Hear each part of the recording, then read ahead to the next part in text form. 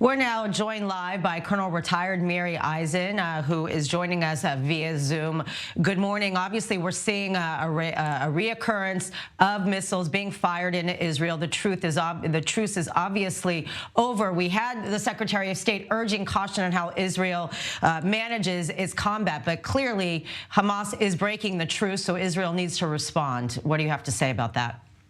Israel needs to respond, and this is something after the pause. I want to remember about the words, Emily, because I've been listening to you and to Guy and to all of you together. This was not a ceasefire.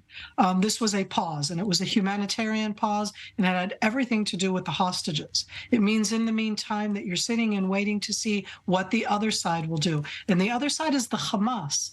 Israel, throughout the different days that we've been fighting, we're already on what, the 56th, 7th? I've lost my count in that sense. In all the days of the fighting, Israel is trying as hard as it can, the Israeli military. These are soldiers. These are our kids who are doing this to avoid the civilian casualties. So what we're listening to right now is Israel continue to attack those different Hamas installations, those different Hamas terrorists, those Hamas fighters that we saw over the last week during the pause, showing themselves very openly inside Gaza City. So what we're trying to do right now is both to get back to them, to target where they are sitting, what they are doing, and as much as possible consistently to avoid the loss of civilian lives. I can appreciate what Secretary Blinken said.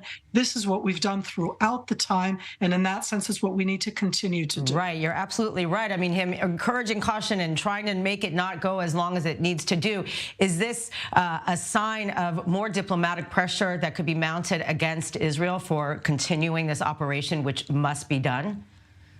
Well, that's one of the questions that we pose consistently, Emily, to us, to ourselves as Israelis, and to anybody in the world. For all of those who have great ideas on how to take out Hamas, this genocidal terror organization, from within the Gaza Strip without doing it in a military option, I'm all for the different ways to do so. Diplomatic pressure does not bring it about. That's not the way that Hamas is going to up and leave. Yahya Sinwar has planned the most heinous plan that you can think of, and that includes not just the hostages, the defenses inside the Gaza Strip, and Israel as a country, me as a citizen, Emily, you and me here. We cannot continue to live here while Hamas rules over the Gaza Strip and has these terror capabilities. And I say, sadly, I do not know of a different option from the military option. It's not easy. You need to be as careful as you can. And this isn't about abiding to international law. This is about abiding to a moral compass. This is about Israelis being able to wake up tomorrow morning and knowing that we are all doing what we can. So we definitely want to avoid the civilian casualties, and yet all of us understand that we cannot live next to Hamas, and that's the tricky slope. I don't even want to call it a tricky slope. That is the challenge that we're up to. We will act. We will do so as carefully as possible, and we will continue. We need the hostages back, and we need to destroy Hamas capabilities. Right. So we have ground troops, and the air operations, I imagine, are beginning as well. I mean, having this 7-day pause, as you clarified, did it give the IDF also a chance to regroup and, change or modify the strategy that was implemented before the hostages began being released?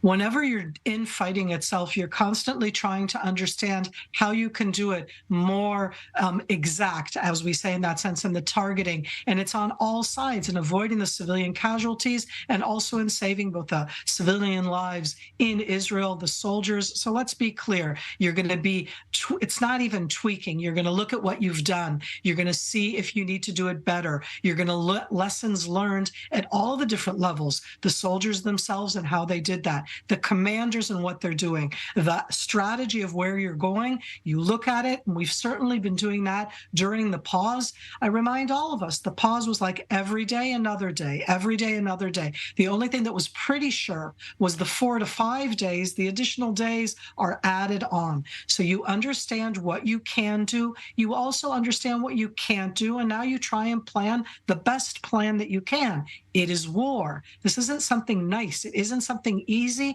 They haven't yet invented the war where you gotta get to all the bad guys and keep all of the civilians happy. That may be in movies. It's not in real life. We need to be aware of that. The civilian casualties are horrible, and yet they will happen. And that's part of what's going on right now. How do you avoid it as much as possible? Right. Like you said, it is war. And also, let's talk about what happened yesterday. There was a terror attack in Jerusalem at the entryway to Jerusalem. Hamas openly claiming it, with all the Palestinian prisoners that have also been released and are returning home within Israel. Is there also a real existential threat of things flaring up here within Israel borders?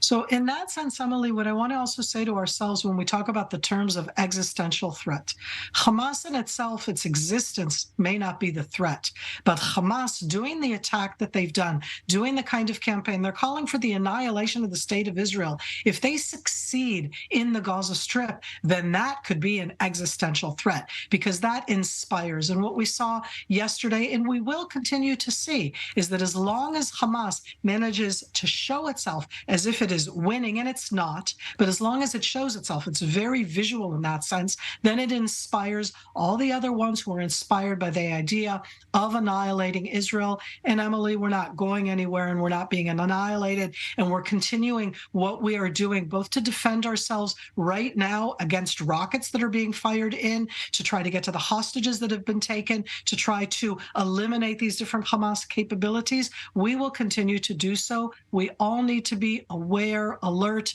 That's where we are right now in the state of Israel. That's right. Also, there are reports that Israel is drawing up plans for a global campaign to assassinate Hamas leaders around the world. How does that work for Hamas leaders that are, again, outside of the Middle East?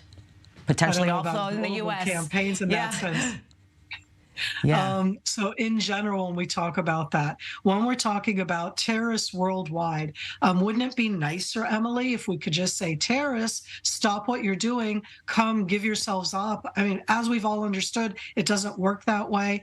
I think it's more about the aspect that terrorists in the world today, certainly the Hamas leaders, have safe havens. Let's call out the safe havens.